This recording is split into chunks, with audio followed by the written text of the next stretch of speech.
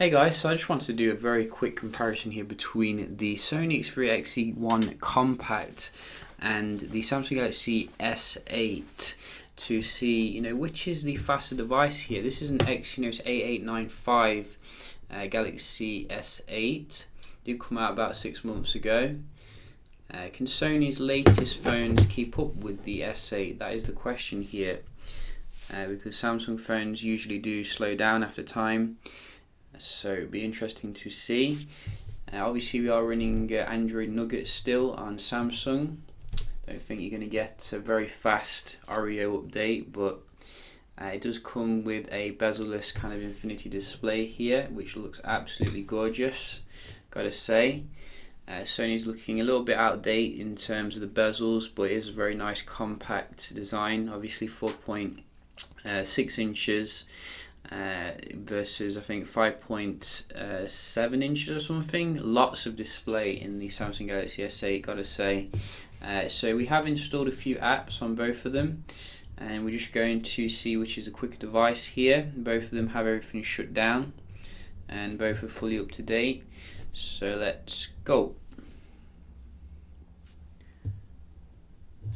So what was that? I think I have an app which is causing some trouble here, so let's just get rid of it because it is a bit annoying how we get that pop up. I do like the new Oreo gestures and stuff when you want to uninstall stuff. It looks pretty awesome. So we're just going to go through these apps here and see. So it looks to be quite similar actually. Maybe Sony on a few of them, like the dialer there, definitely on the dialer. And again, weather, well yeah, definitely Sony there, completely leaving Samsung standing, and the camera. So I think Sony is pulling out ahead here. What about the Play Store? That was Samsung coming back there. I think the Samsung display is a little bit brighter here, which will be noticeable outdoors. So we're just looking at the game's performance here. So we have a pop-up, but I think they both loaded about the same time, so nice and quick. Old classic here, which many of you won't even have played.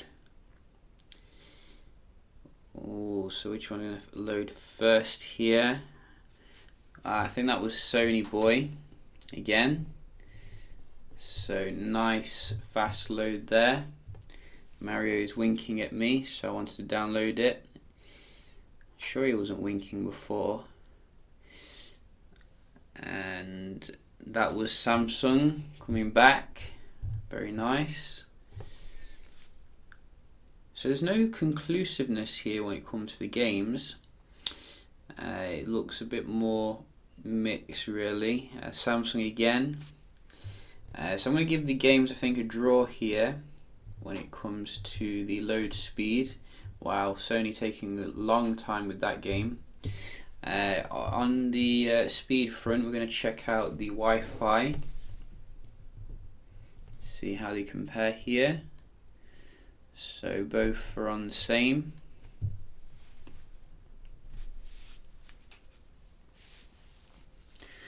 So I think you can get the S8 now for probably the same kind of price as Sony's latest like flagships here, and it does still come with some nice stuff which you won't find with Sony, such as an AMOLED display.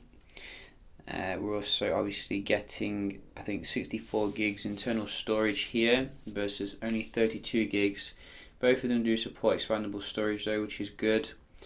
And I think the battery is better on the Sony according to the benchmark, but not by much. So in terms of the Wi-Fi here, you can see who is the boss. Are we going to give Samsung another chance? No, we're not. this is it now. We have conclusively seen the Wi-Fi score there. And finally, let's look at the multitasking here and see what the multitasking is like. Sony usually pretty good here. We do have 4 games open, and I've turned off the smart cleaner thing, which ruins the multitasking. And you can see it looks pretty smooth here, like butter. Actually, I'd say it's like coming up a little bit faster on the Sony, but it's more of like an animation. That could have been a reload there on the Sony.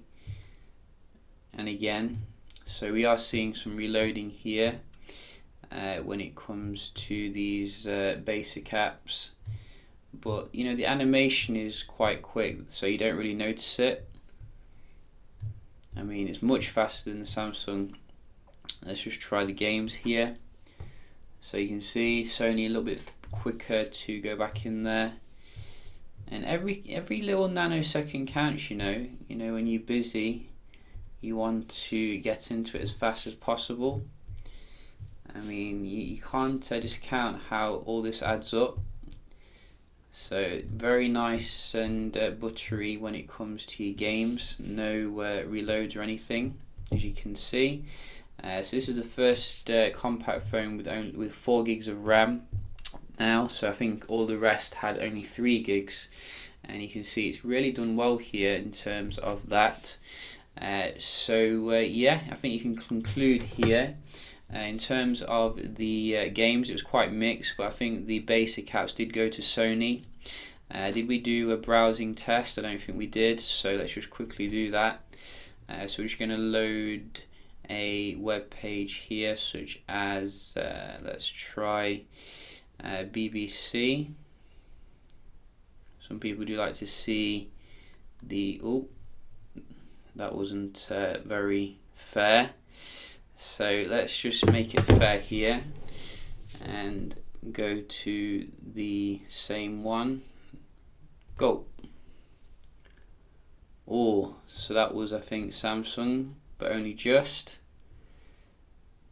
And again, Samsung does have its own browser, so it can optimize the content a little bit better. But I think in terms of the actual viewing experience here, it's pretty nice on the Sony, considering how small the display is. I have actually bumped the content text to be a bit bigger though. So yeah, just a quick little speed comparison here between XZ1 Compact and the S8. If you want my opinion, I think there's definitely some pros and cons to consider here. The camera, in my opinion, is going to blow away the Sony, because they're still sticking with no optical image stabilization, but this fingerprint sensor does really kind of damage the device compared to the one on the side here with Sony, which is much more usable and practical day to day. You're also getting a physical shutter button, which is also pretty good, and Sony's audio optimizations to consider here. The device feels more sturdy as well, like it's built to last, and more grippable, whereas this is like glass, so you might drop it, but it does look good though, at the end of the day. So yeah, I will be doing some other comparisons with the XZ1 Compact. Hope you found this one helpful, and I'll see you in the next one. Cheers.